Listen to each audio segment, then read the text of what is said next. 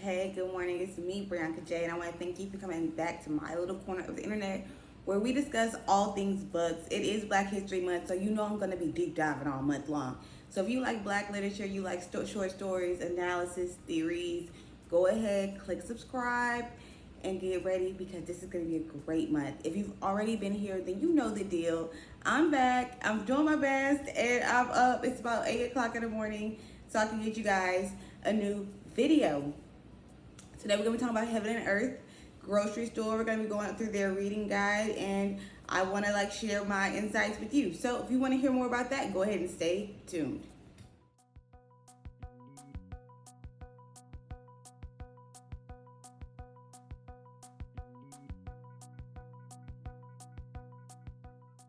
Alright guys, so thinking about Heaven and Earth grocery store, you know this is by James McBride, and they actually won Book of the Year. So I want to kind of continue talking about some of the themes, the ideas, the things that are set in place. But first, let's just go over some general reading reflections that I might have skipped over before I did the anti-Semitism themes that we saw in the book.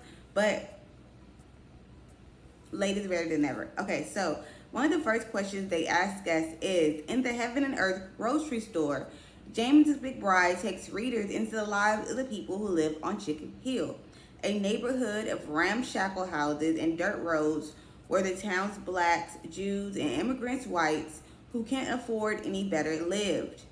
As you read about Chicken Hill, how did you envision it?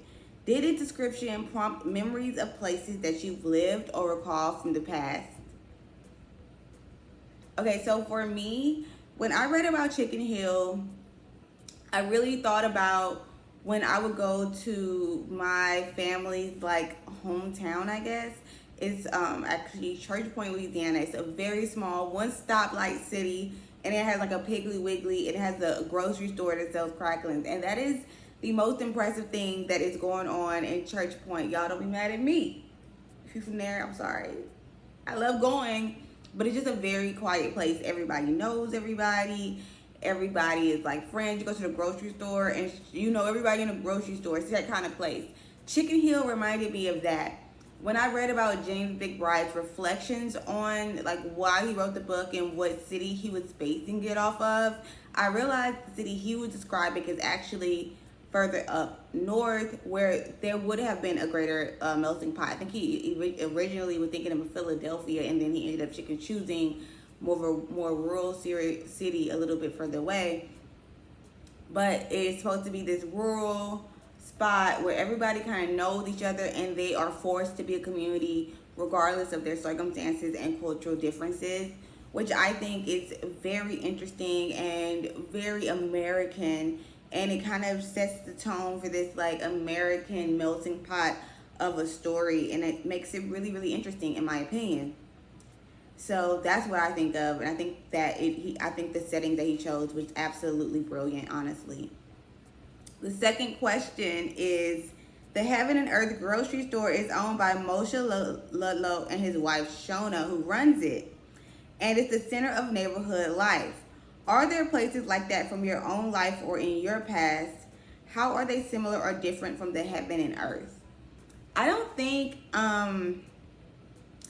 there's been a grocery store or a store. I don't think there's ever been a place in my life in terms of communities where I felt was a home base. I really felt like Shona and Moshe's grocery store was really a home base for the entire community. And I guess the closest thing to that in my culture, which is African American, is the church. Whichever church. Typically, when people find themselves joining a church or becoming part of a church or volunteering at a church, they're looking for a sense of community. And oftentimes when people of my color, of my culture, move around states or cities or different places, one of the first things they do is look for a church so that they can find people of like mind, make friends, join a community, and be brought in and accepted very early on. I probably could do a better job of finding a church. I just actually moved from the South up to the Midwest, and I've been struggling to find community myself, which led me to join gyms, which don't really offer that same sense of welcoming and that same sense of let me get to know you, let me help you get settled the way a church would and the way Moshe and Shona's grocery store kind of work, because they kind of have more of a setting of come, let me get to know you, let me see where I can help you, let me see what you need so I can find a way to assist you. I think that Shona's grocery store and like local churches do similar roles in communities. Number 3, Moshe disintegrated the local theater by booking Black entertainers for Black audiences, and McBride's writing details about the famous acts that played there. How courageous do you think Moshe had to be to do this? Have you ever tried to change traditions of a place or an organization? I think that would have been very scary. I think that Moshe was already considered a minority. He was Jewish, and then he was taking African Americans and saying, hey, you guys can perform, you guys can make money, where other theaters aren't really letting you do your thing, you got a place here.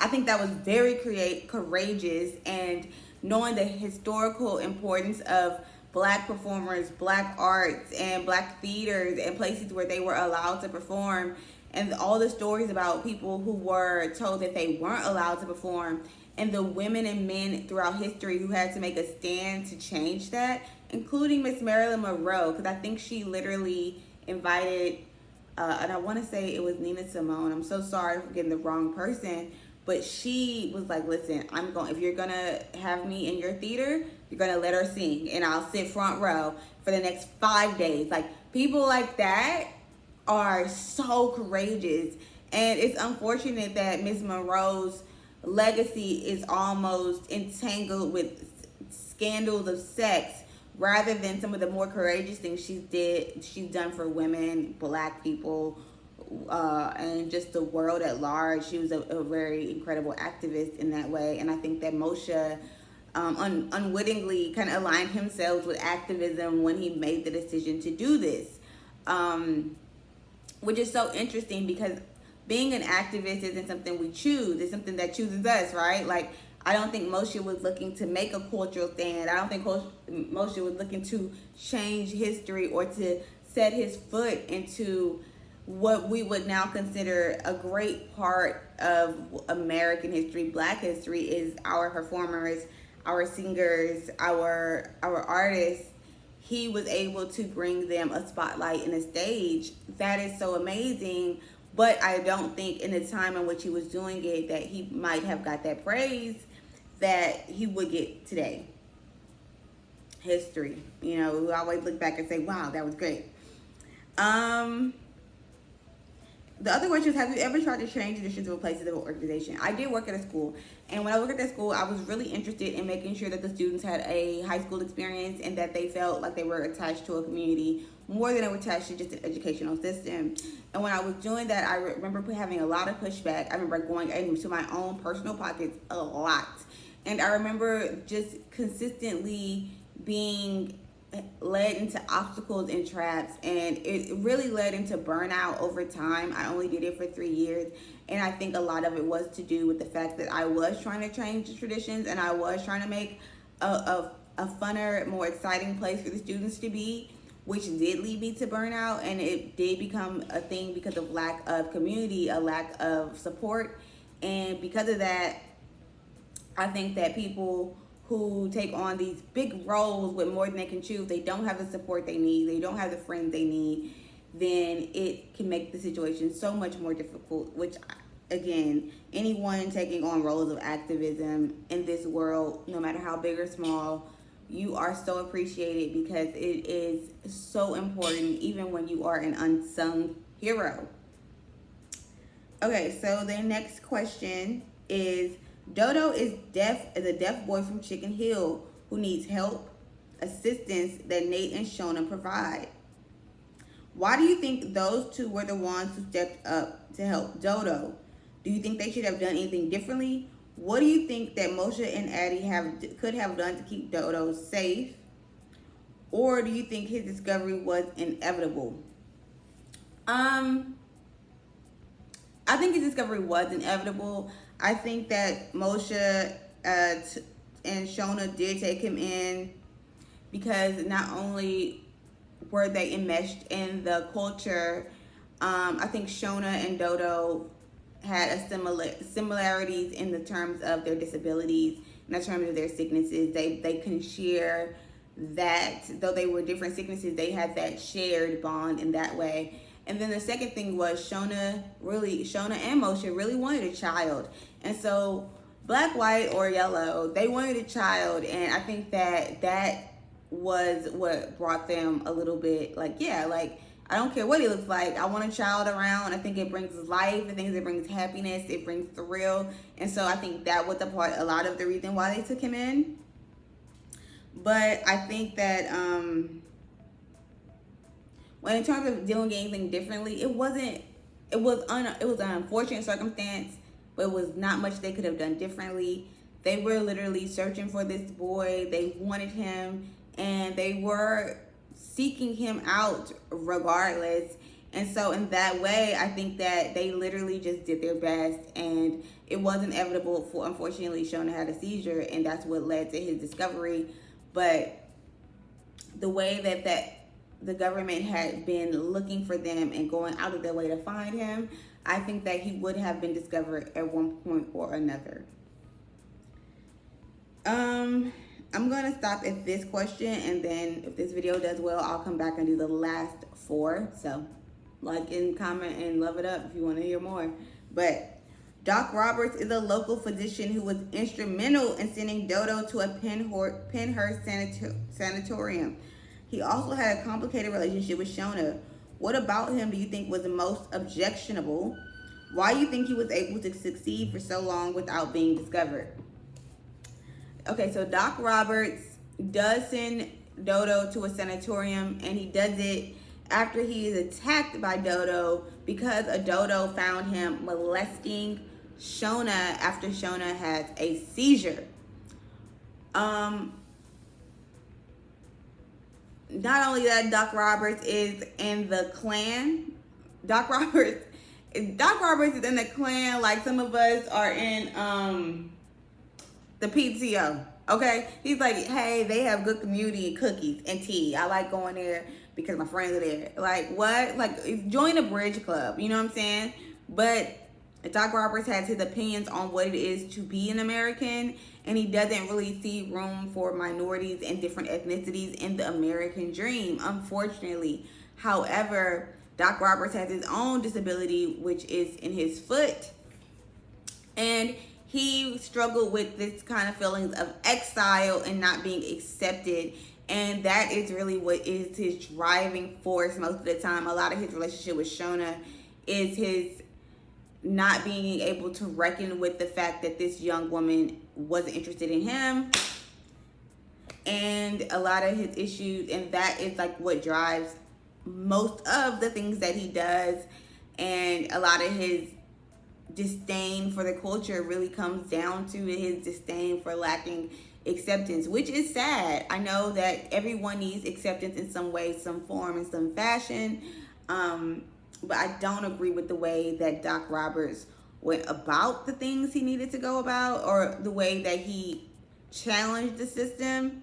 I think he was able to succeed because that's the way the system is set up. It's set up for men like him to succeed. It was, no one wanted to discuss him, and no one wanted to, you know, the people that knew who he was were very much in positions where they didn't have a lot of power, and they weren't in positions to report him. He was very thoughtful about the victims he chose, and for that reason, most people just chose to get out of his way rather than to report him and have him deal with justice, because the justice that he would have seen would have been non-existent, because again, he was in a Klan. So the same people that would have had to handcuff him were the same people that he was, you know, breaking bread with. So that was just one of those things, unfortunately, that we see that happens with that throughout time, and that we can do nothing about.